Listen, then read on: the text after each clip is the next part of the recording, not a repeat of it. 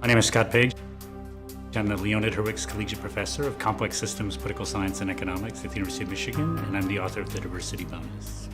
So 10 years ago, I'd written a book called The Difference, and The Difference was really a theoretical exercise in thinking through what the implications of cognitive diversity were for problem solving, prediction, those sorts of tasks.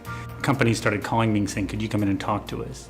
And they tended to be extremely high-tech companies, so Google, Genentech, Gilead, Boeing, Northrop Grumman, Ford, NASA. There are these really big thinking organizations, right? We're saying, wait a minute, we have complex problems and we're seeing in our data and our experiences this benefit from diversity.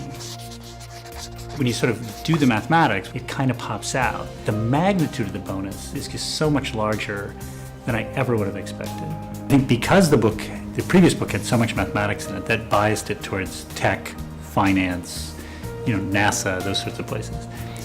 The new book is much more approachable in creative spaces, in the design space, everything from architects to artists. Scott Page's book, The Diversity Bonus, takes us into the heart of how people in groups, in lots of contexts, from business to the arts to science, how people problem solve, how they innovate, how they create prosperity. It's very on-the-ground pragmatic. Cognitive diversity consists of things like information, knowledge, heuristics, rules of thumb, causal models, right?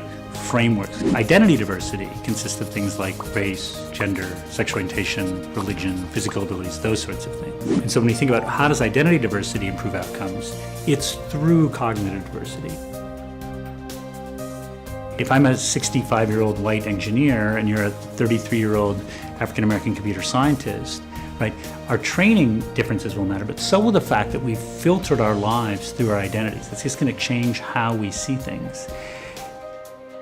So let's suppose we have a group of people sitting around a table and they're trying to come up with a creative solution to some problem. Well, if you think of 10 and I think of 10, but they're the same 10, then the 2 is no better than 1.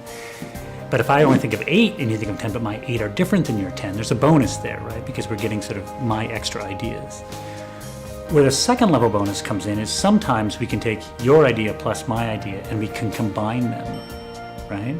And create something new. So the idea is to shift people's frame of reference, to move away from who's the smartest person and instead think who are the people who have germane knowledge and then that might be able to add to our solution here. Some of the places that have surprised me the most in terms of where I think they've really leveraged diversity to achieve bonuses are like hospital emergency rooms.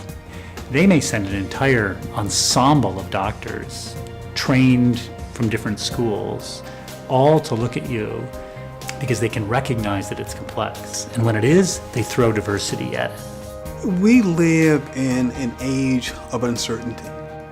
Scott's book actually begins to outline perhaps one of the core issues for us to confront through a series of tests, through examinations, and finds in multiple settings. The more complicated the problem, the better solution that comes from having diverse teams of actors working on solutions. That's more important to me now than at any time in the last 200 years in American history.